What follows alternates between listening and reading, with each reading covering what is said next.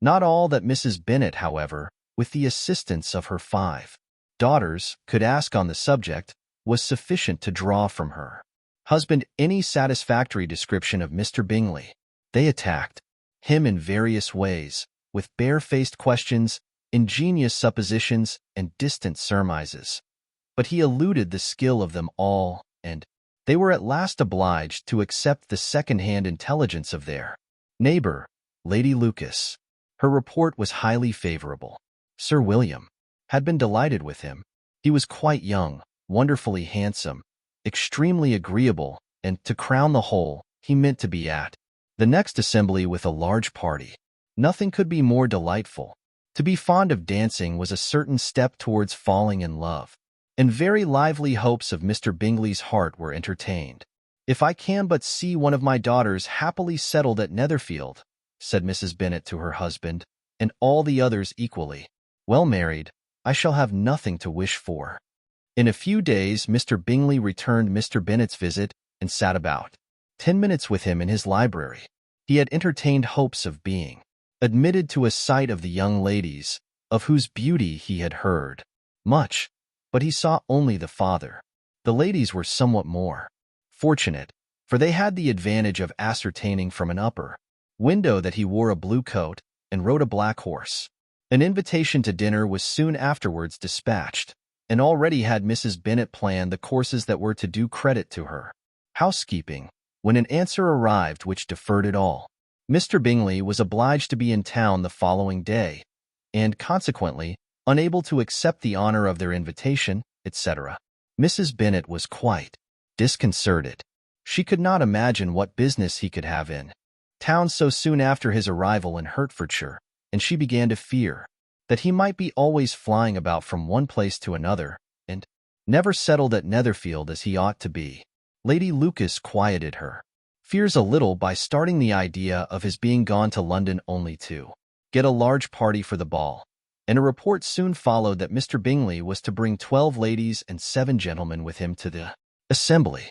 The girls grieved over such a number of ladies, but were comforted the day before the ball by hearing that instead of 12 he brought only 6 with him from London, his 5 sisters and a cousin. And when the party entered the assembly room, it consisted of only 5 altogether: Mr. Bingley, his 2 sisters, the husband of the eldest, and another young man. Mr. Bingley was good-looking and gentlemanlike. He had a pleasant countenance and easy, unaffected manners. His sisters were fine women, with an air of decided fashion.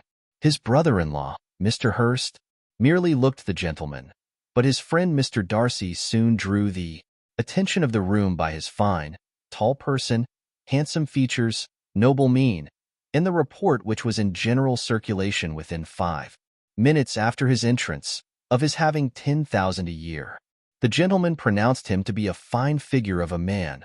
The ladies declared he was much handsomer than Mr. Bingley, and he was looked at with great admiration for about half the evening, till his manners gave a disgust which turned the tide of his popularity, for he was discovered to be proud, to be above his company, and above being pleased, and not all his large estate in Derbyshire could then save him from having a most forbidding, disagreeable countenance, and being unworthy to be compared with his friend. Mr. Bingley had soon made himself acquainted with all the principal people in the room. He was lively and unreserved, danced every dance, was angry that the ball closed so early, and talked of giving one himself at Netherfield. Such amiable qualities must speak for themselves. What a contrast between him and his friend. Mr. Darcy danced only once with Mrs. Hurst, and once with Miss Bingley, declined being introduced to any other lady, and spent the rest of the evening in walking about the room, speaking occasionally to one of his own party. His character was decided. He was the proudest, most disagreeable man in the world, and everybody hoped that he would never come there again. Amongst the most violent against him was Mrs. Bennet, whose dislike of his general behavior was sharpened into particular resentment by his having slighted one of her daughters. Elizabeth Bennet had been obliged, by the scarcity of gentlemen, to sit down for 2 dances, and during part of that time, Mr. Darcy had been standing near enough for her to hear a conversation between him and Mr. Bingley, who came from the dance for a few minutes to press his friend to join it. "Come, Darcy," said he, "I must have you dance. I hate to see you standing about by yourself in this stupid manner.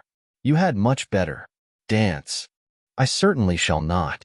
You know how I detest it, unless I am particularly acquainted with my partner. At such an assembly as this it would be insupportable.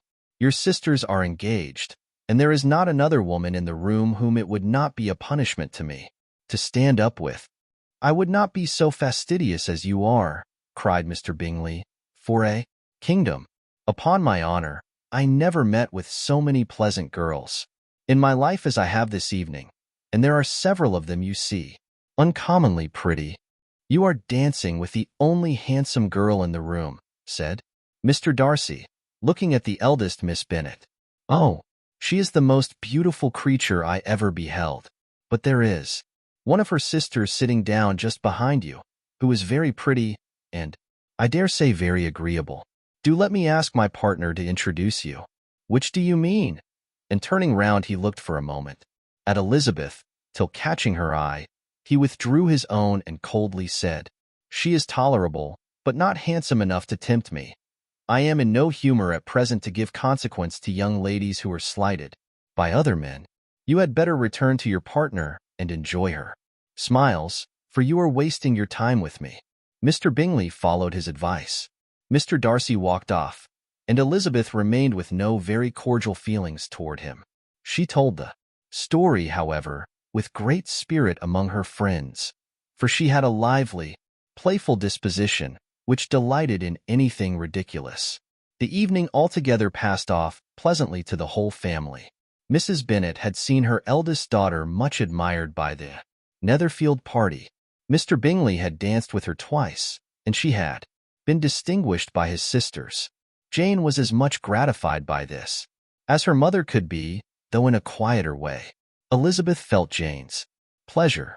Mary had heard herself mentioned to Miss Bingley as the most accomplished girl in the neighborhood, and Catherine and Lydia had been fortunate enough never to be without partners, which was all that they had yet learnt to care for at a ball. They returned, therefore, in good spirits to Longbourn, the village where they lived, and of which they were the principal inhabitants. They found Mr. Bennet still up. With a book he was regardless of time, and on the present occasion he had a good deal of curiosity as to the events of an evening which had raised such splendid expectations. He had rather hoped that his wife's views on the stranger would be disappointed, but he soon found out that he had a different story to hear. "Oh, my dear Mr. Bennet," as she entered the room, "we have had a most delightful evening, a most excellent ball.